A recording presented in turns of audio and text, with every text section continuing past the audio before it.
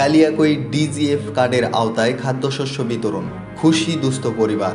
বিস্তারিত জানুন জুয়েল রানার প্রতিবেদনে।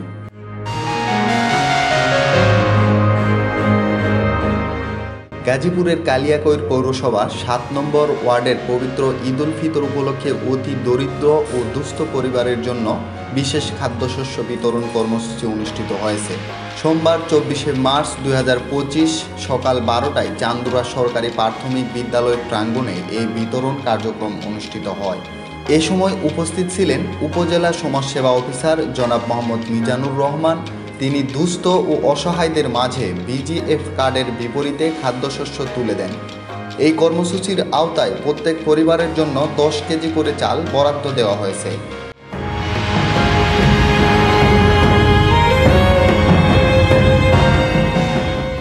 স্থানীয় প্রশাসক জনাব মোহাম্মদ কাউসার আহমেদের তত্ত্বাবধানে এবং সার্কেল ট্যুর ভারপ্রাপ্ত কর্মকর্তা সাইফুল ইসলামের সরাসরি উপস্থিতিতে এই বিতরণ কার্যক্রম সুষ্ঠুভাবে সম্পন্ন হয়। এ সময় সাইফুল ইসলাম নিজেই দাঁড়িয়ে থেকে পুরো বিতরণ প্রক্রিয়া পর্যবেক্ষণ করেন এবং নিশ্চিত করেন যেন প্রকৃত সুবিধাভোগীরা খাদ্য সহায়তা পান। স্থানীয় জনগণ এই উদ্যোগকে সাধুবাদ জানিয়েছেন। তারা জানান, পবিত্র ঈদ উল ফিতরের আগে এমন সহায়তা তাদের জন্য আশীর্বাদ স্বরূপ।